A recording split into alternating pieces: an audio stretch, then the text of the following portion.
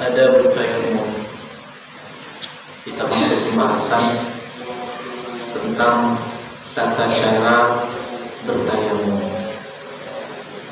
Jadi kemarin kita sudah bahas cara berwudu, cara mandi, dan sekarang cara bertayamum. Tayamum ini merupakan sebuah keistimewaan khusus yang diberikan kepada kita, umatnya Rasulullah Nabi Muhammad SAW. Jadi sejarahnya dulu ketika Rasulullah SAW bersama dengan rombongan ini sedang berada di perjalanan, beliau yang pada saat itu ditemani oleh istri beliau Sayyidah Aisyah radhiyallahu anha, karena setiap perjalanannya Nabi itu selalu didampingi oleh salah satu di antara istri-istri beliau, dan kebetulan ketika itu beliau didampingi oleh Sayyidah Aisyah, putri daripada Sayyidina Abu Bakar As-Siddiq radhiyallahu anhu. Dan dalam perjalanan itu rombongan sempat menghentikan perjalanan karena kalung daripada Sayyidah Aisyah radhiyallahu anha hilang. Dan akhirnya semua orang berhenti dan mencari-cari kalung dari istri Rasulullah Sayyidah Aisyah radhiyallahu anha. Bahkan Rasulullah pun ikut mencari sampai mereka memutuskan untuk bermalam di tempat itu. Dan disitulah para sahabat ini resah. Kenapa mereka resah? Karena mereka tidak ada persiapan air. Mereka tidak ada persiapan air. Dengan air ini itu untuk bersuci. Tidak ada air buat bersuci. Nanti sholat subuhnya bagaimana nantinya? Akhirnya mereka mengadu kepada Sayyidina Abu Bakar Siddiq. Sayyidina Abu Bakar pun mendatangi Sayyidah Aisyah. Kebetulan ketika itu Sayyidah Aisyah sedang memangku Rasulullah SAW yang sedang tidur. Jadi Rasulullah tidur di pangkuannya Sayyidah Aisyah. Di situ Sayyidina Abu Bakar memarahi Sayyidah Aisyah, menegur Sayyidah Aisyah. Gara-gara kamu ini, akhirnya kita ini besok bagaimana nanti wudhunya, air tidak ada, kita berhenti di sini tempat tidak ada air dan lain sebagainya. Akhirnya ditegur Sayyidah Aisyah ketika itu. Dan tak kalah Rasulullah SAW bangun dari tidurnya di waktu subuh, turunlah ayat yang membolehkan untuk tayamum. Tayamum kejumaan, tayamum. Jadi kalau kita tidak menemukan air dalam kondisi darurat atau dalam kondisi sakit dan lain sebagainya, itu boleh kita mengganti wudhu dengan cara tayamum. Jadi yang tadinya para sahabat ini berburuk sangka kepada Sayyidah Aisyah, menuduh Sayyidah Aisyah, jadi menyalahkan Sayyidah Aisyah dan lain sebagainya, akhirnya Allah Subhanahu wa taala malah menurunkan ayat yang membolehkan tayamum. Jadi disitulah berkah daripada keberadaan Sayyidah Aisyah. Jadi berkah hilangnya kalung daripada Sayyidah Aisyah yang ketika itu juga akhirnya pagi harinya ketemu. Kalungnya itu ketemu.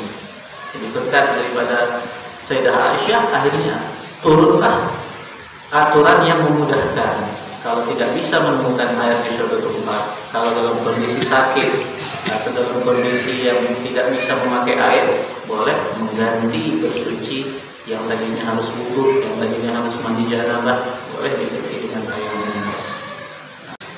Ada bertayamum. Fa in ajazta 'an isti'malil ma'i li fadlihi ba'da talab. Jika kamu udur atau tidak mampu untuk memakai air, tidak bisa memakai air. Lifaqdihi ba'da talab, baik karena kita tidak menemukan air setelah kita mencarinya. Aw li'udrin min marad, atau karena ada penyakit sehingga kita tak bisa juga pakai air. Aw limani'in min al-wusul ilaihi min sab'in aw habsi, atau karena ada halangan untuk kita mendapatkan air, karena ada gangguan binatang buas, atau karena ada ancaman. Jadi misalnya kita berada di tengah hutan, kemah misalnya, orang yang kemah, dia ini mau sholat, masuk waktu sholat, dia mau wudhu, ternyata ada harimau. Ini kalau dia ambil air wudhu bakalan diserang harimau, maka di situ dia wudhu. Boleh bagi dia untuk bertayam. Atau dia khawatir kalau ditinggal tendanya, di situ ada barang-barang berharga bakalan diambil orang, dicuri orang. Sedangkan air yang ada di sekitar tenda itu tidak ada, harus agak jauh mencari. Maka boleh dia bertayam dengan kemudahan.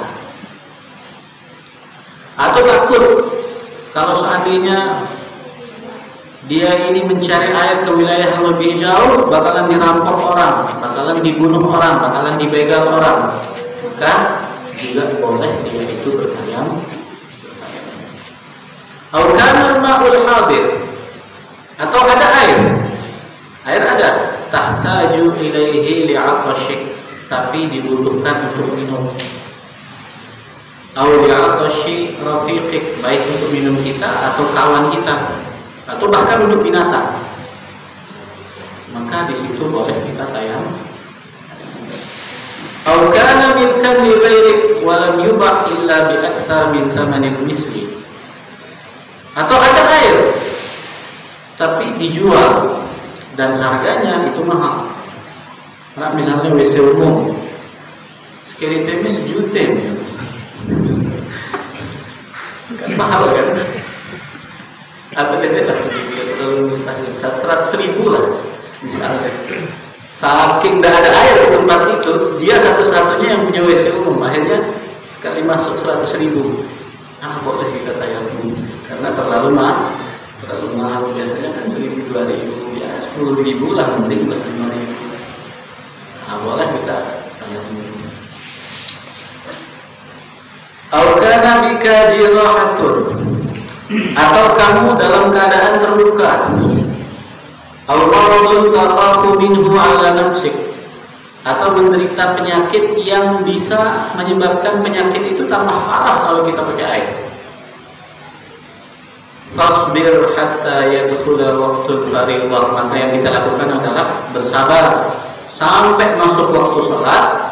Tsumma qsid sa'idan tayyiban alaihi turabun khalisun tahirun layyin, kemudian cari tanah yang baik, yang halal. Jangan tanah orang. Kalaupun tanah orang kita minta izin. Tanah yang halal. Dan di situ yang ada debunya. Debunya juga harus suci. Jangan di situ ada peternakan sapi, kita lihat orang ini tercampur dengan kotoran. Ya. Atau tanah kuburan misalnya, jangan, karena debunya tidak suci. Cari debu yang suci. Ketika masuk waktu kita cari debu yang suci. Fadrib alaihi bikaffayk dhaman baina asabi'ik, lalu ambillah, tempelkan debu tersebut di telapak tanganmu dengan cara menempelkan debu. Kita tekan sedikit supaya nempel, dan sunnahnya itu kita tipiskan, jangan terlalu tebal dulu, jangan tampil. Dari tanda itu tutup tayamum gitu sih. Nah, jadi jangan terlalu tebal ya. Jadi sekiranya debu itu adalah di tangan kita, jangan terlalu tebal dari itu. Sebagaimana pakai air kita asahin, kalau tayamum itu tidak perlu seperti itu. Wali istibahata fardhis shalah, dan ini penting nih ya. niat tayamum istibahatan lis-shalah. Kita niat tayamum itu bukan lirafil hadas, karena tayamum sejatinya itu nggak mengangkat hadas, hanya membolehkan sholat.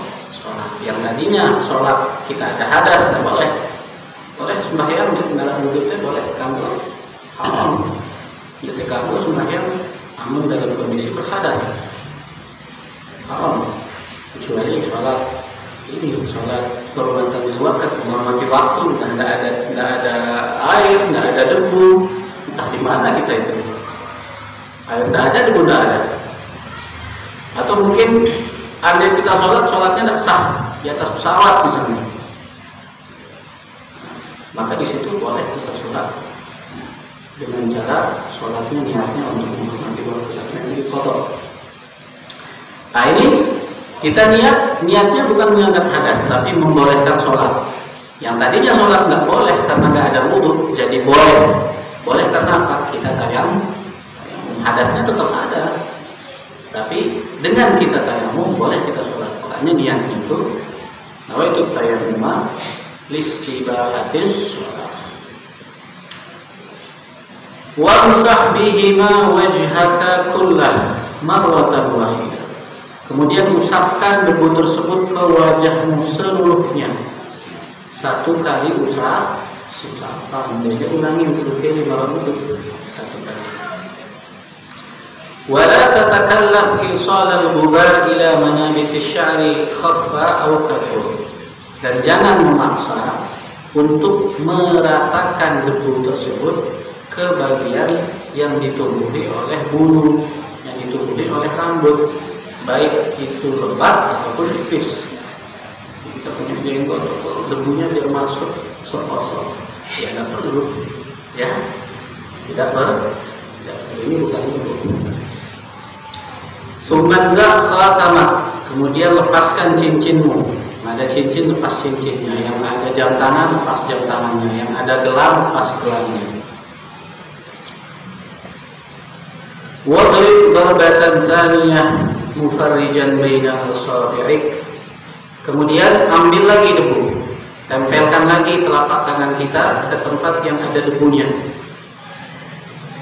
Wamsah bihima yadayka ma'a mirfaqaik. Baru kemudian kita usapkan debu tersebut ke kedua tangan kita sampai siku. Fa in lam tastaw'idhima, kalau seandainya tidak rata, ada mungkin bagian tangan kita yang tidak terkena debu, mungkin dengan satu kali usapan tidak cukup, debunya hanya sedikit misalnya, maka ambil lagi debu. Fatrib darbatan ukhra ila an tastaw'ibahu, sampai rata. Jadi misalnya hanya sedikit, bawahnya belum, kita ambil sampai rata semuanya ini terkena debu. Sumamsah ihdaka faik bil ukhra, baru kemudian telapak tangan kita yang satu dengan yang lain. Wamsah ma baina asabi'ika bitakhlil, kemudian yang ada di antara kedua jari-jarimu dengan cara menyilanginya supaya kena. Wa shalli bihi fardhan wahidan, dan sholatlah satu kali sholat fardu saja. Kalau mau sholat lagi nanti masuk waktu fardu yang lain, tayamum lagi. Jadi tayamum itu hanya bisa digunakan untuk satu kali sholat. Jadi kalau mau sholat lagi, tayamum lagi. Jadi hanya sekali kali begitu. Wa masyita minan nawafil. Tapi kalau perkara yang sunnah boleh, berulang-ulang boleh, mau beberapa kali boleh. Misalnya setelah sholat kita membaca Quran, ya boleh. Misalnya setelah sholat kita mau sholat sunnah, boleh dengan satu kali tayamum. Tapi kalau mengerjakan fardu, maka harus diulang lagi tayamumnya. Karena sejatinya tayamum itu tidak mengangkat hadas, hanya untuk membolehkan sholat, dan satu kali sholat fardu saja. Fa'in aradta fardhan tsaniyan, jika kamu ingin mengerjakan fardu yang lain, fasta'nif, maka ulangi lagi. Fastanif lahu tayammuman akhar, maka mulai lagi dari awal tayammum. Jadi ini tayammum. Kita kalau seandainya ada halangan untuk menggunakan air, boleh kita itu ganti bersuci dengan tayammum. Bahkan sekalipun itu hadas besar, boleh kita ganti dengan tayammum. Dulu ada cerita, orang ini dia bocor kepalanya bocor dan dia terkena janabah, dia junub. Dan dia tanya, ini bagaimana saya junub? Kalau saya bocor ini, kalau mandi bisa bahaya ini. Hanya harus mandi. Akhirnya mandi dia. Mandi meninggal. Nah ini salah. Jadi kalau misalnya ada sesuatu yang menghalangi kita untuk memakai air, sekalipun dalam kondisi junub, nanti junubnya diganti dengan cara tayamum. Dan cara tayamumnya bagaimana? Sama. Bukan semua badannya, misalnya karena mandi ganti tayamum, tayamumnya mungkin harus semua badannya kasih debu, tidak salah, guling-guling ini salah. Tayamumnya caranya sama, kita usapkan ke wajah, usapkan ke kedua tangan, cukup dengan itu saja. Tidak perlu semua badan kita, mungkin karena mandi dikiranya harus semuanya badannya dengan debu, tidak. Cukup wajah dan kedua telapak tangan. Ini kemudahan. Ini suatu kemudahan khusus diberikan kepada umat Nabi. Dan kalau kita berbicara kemudahan yang diberikan begitu banyak. Nyelan-nyelan bisa nyelan bekas neno. Nyelan bekas neno. Lolat bekas.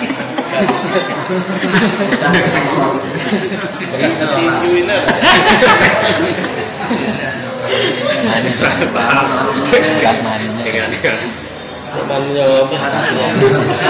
Untuk menghilangkan bekas ya, misalnya ada air gitu. Ya bisa dengan tisu atau dengan apa, dengan bisa dengan tisu. Karena ada istilahnya istinja kan namanya, menghilangkan najis. Ya bisa dengan menggunakan batu atau menggunakan apa yang semisal batu. Zaman sekarang tisu ada lap, ada sapu tangan. Ingat masalah. Ingat. Jadi kan zaman itu sulit kita kondisi tidak ada air itu kan sulit. Dan tayamum ini pun ada aturan-aturan khusus, sebagaimana yang pernah kita bahas suatu bab fikih waktu itu masalah tayamum, terutama sekali masalah perban. Misalnya kita ada luka, kemudian kita perban. Nah itu ada cara-cara khusus. Itu kita harus tahu. Misalnya suatu waktu kita kejadian seperti itu, jadi enggak semata-mata ini langsung tayamum, enggak. Jadi wudu sesuai dengan kadar yang mana kita itu mampu untuk berwudu. Misalnya perban itu hanya di tangan kita, ya yang enggak dikenakan air tangan kita. Nanti bagian yang tidak terkena air ini diganti dengan tayamum. Bukan langsung tayamum. Jadi wudu kadar mana yang tidak boleh kena air, jangan dikenakan air. Kecuali misalnya dia panas tinggi, misalnya dia panas tinggi, ini kalau kena air satu tetes saja ini bisa parah. Misalnya naudzubillah dia kena DBD atau dia kena tifus, semua badannya panas, demam tinggi. Nah maka kalau yang seperti ini tayamum langsung, tidak perlu lagi. Kemudian dia pinang-pinang sekecil, aduh tayamum jangan seperti itu. Jangan kita itu perhitungan dengan amal.